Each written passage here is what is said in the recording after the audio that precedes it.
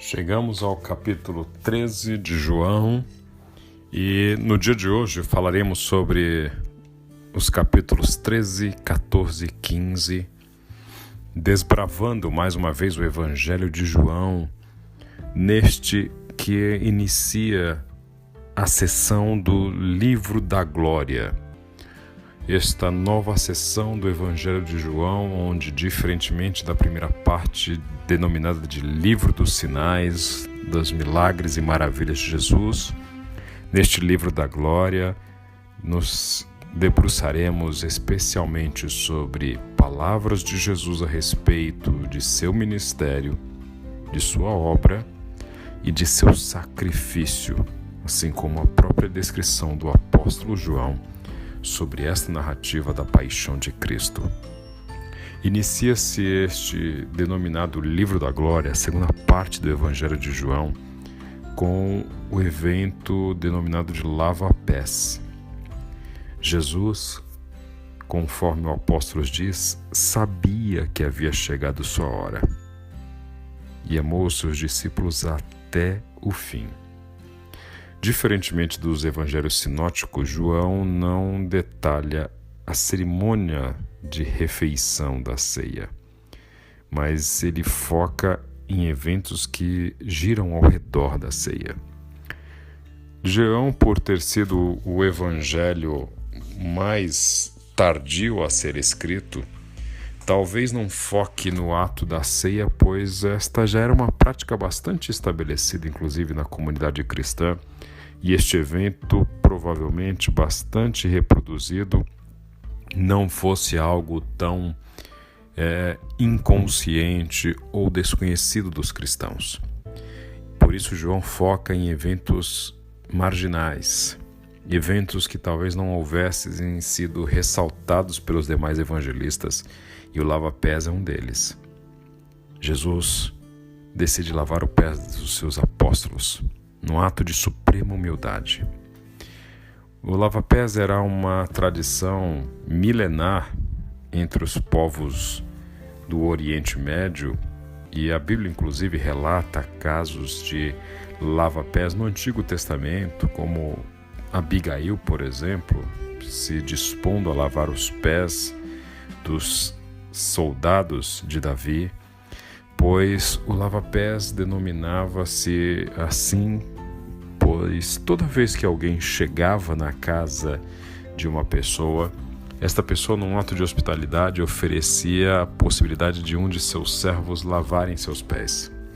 Estamos falando de uma época onde as pessoas andavam longas distâncias a pé, usando sandálias, em terrenos pedregosos, arenosos, e esses pés chegavam cansados, inchados, sujos, e o lava-pés então era praticado pelos mais reles serviçais, por escravos.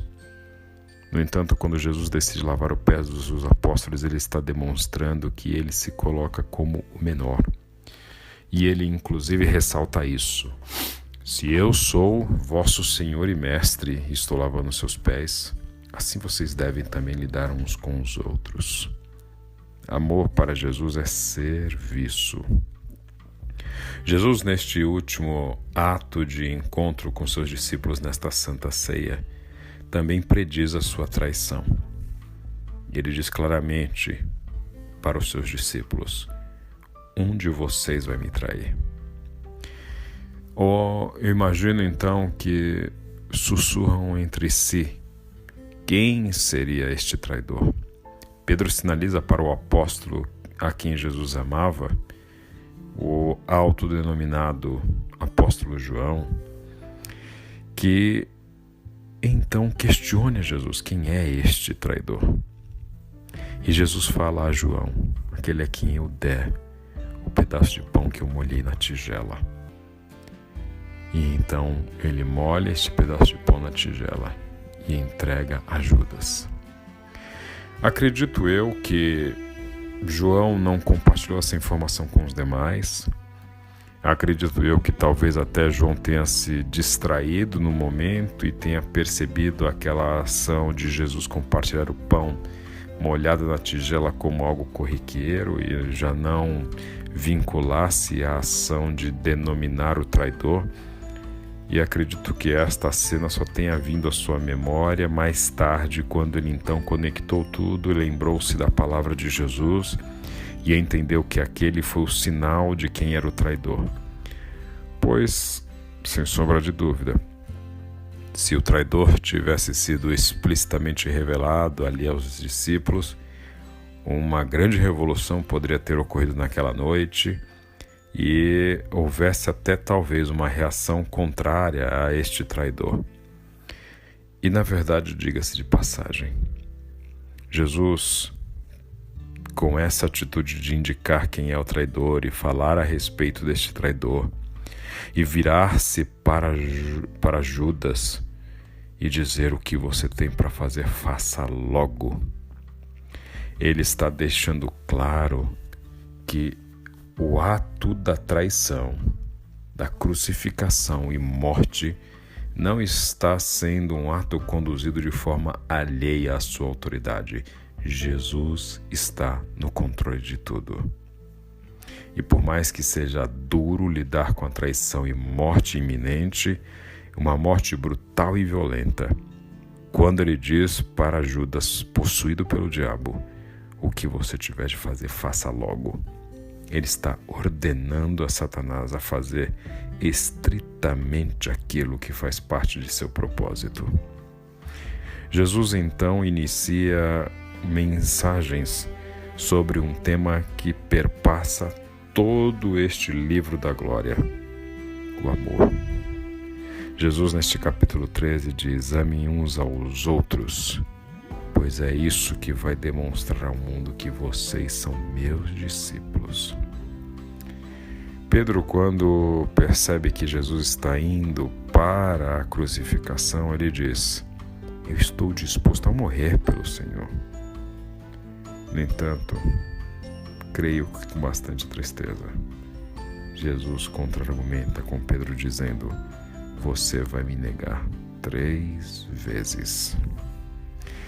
Em João 14, Jesus então inicia uma série de discursos a falar sobre esta relação intensa entre o filho e o pai e o filho. Quando ele começa a falar sobre esta relação, ele começa a dizer: não deixem que o coração de vocês fique aflito. Creiam no Pai, creiam no Filho. Eu sou o caminho, a verdade e a vida. Peçam qualquer coisa em meu nome para que o Filho glorifique o Pai. E se vocês me amam, me obedeçam. Se vocês me obedecerem, vão conseguir demonstrar que vocês me amam. Se vocês me pedirem qualquer coisa, eu pedirei ao Pai, e Ele enviará o Consolador, ou encorajador. E Jesus deixa claro que Ele vai fazer o que o Pai requer dele, para que o mundo saiba que Ele ama o Pai. Ou seja, Jesus está ressaltando nesses seus discursos em João, e nós veremos ainda nos capítulos à frente que é um tema recorrente, de que se existe algo a denotar que eu sou um seguidor de Cristo, são os meus atos de amor para com meu próximo e para com Deus. O amor é o sinal distintivo do cristão, porque Jesus diz que é isso que vai distinguir cristãos de não cristãos, seguidores dele de não seguidores. É isso que vai demonstrar que ele ama o Pai, que o Pai o ama, e é isso que vai demonstrar a sua obediência ao Pai e a obediência dos seus servos a Ele. Jesus então inicia o capítulo 15 de João, usando uma analogia da videira e seus ramos. Ele já inicia dizendo: todo ramo que está em mim não dá fruto, o Pai vem e corta. Ou se ele então não cortar porque dá fruto, ele vai podar para que dê mais fruto. Ou seja, no Evangelho de Jesus, no reino de Deus, não há espaço para meio termo. ou você dá fruto e será podado para dar mais fruto, ou você não dá fruto e ele vai cortar e lançar fora. Pois ele diz que só produz o ramo que permanecer nele, só produz o fruto para a glória de Deus, e o assim fizer, será discípulo de verdade. Mais uma vez ele ressalta que ele ama como o Pai o amou. E ele deixa claro que este amor vai demonstrar que existe uma relação de obediência, e a relação de obediência vai demonstrar que existe amor. Mais uma vez ele diz: amem uns aos outros como eu amo vocês, porque o amor maior que existe é dar a vida pelos seus amigos. Eu escolhi vocês e não vocês que me escolheram. Dessa forma, vocês vão ser alvo de perseguição. Porque se o mundo odiar vocês, lembrem-se, odiou primeiro a mim. E aí Jesus toca num ponto bastante crítico. Cristão será alvo de perseguição. Tanto eu quanto você teremos de lidar com situações relativas à perseguição. E por que perseguição? Porque o Evangelho de Jesus confronta os sistemas instituídos no mundo. E aqui vemos que Jesus, nestes 3 capítulos, ressalta a grande mensagem do Evangelho e aquilo que ele diz que concentra todos os mandamentos. Ame a Deus acima de todas as coisas. Ame ao seu próximo como a si mesmo. O amor é o grande sinal distintivo do cristão. Amar aos seus amigos, amar a Deus, amar a Jesus, obedecê-lo porque o ama e não porque o teme, obedecê-lo pois o amor o constrange a obedecê-lo, amá-lo e amar aos demais porque é nesse ato que vão perceber que somos servos dele, seguidores dele. Jesus deixa clara a importância dos relacionamentos fundamentados em amor, pois é este tipo de reino que ele está fundando.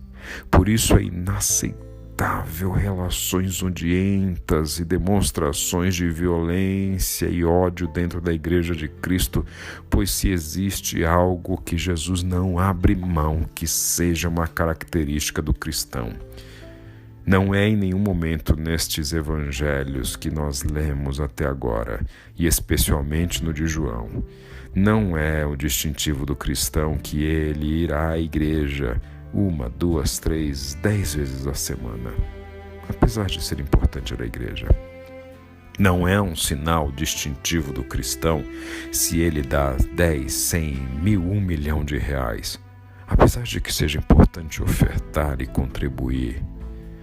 Não é sinal distintivo do cristão sequer que ele irá fazer milagres e maravilhas em nome de Jesus, falar em línguas estranhas, expulsar demônios, pois Jesus deixa claro que até mesmo aqueles que não o conhecem o farão. O sinal distintivo para Cristo a respeito de seus seguidores é de que eles possam de fato amar uns aos outros e ao Pai acima de todas as coisas. O amor de Deus precisa inundar o meu e o seu coração. O amor de Deus precisa perpassar as nossas relações.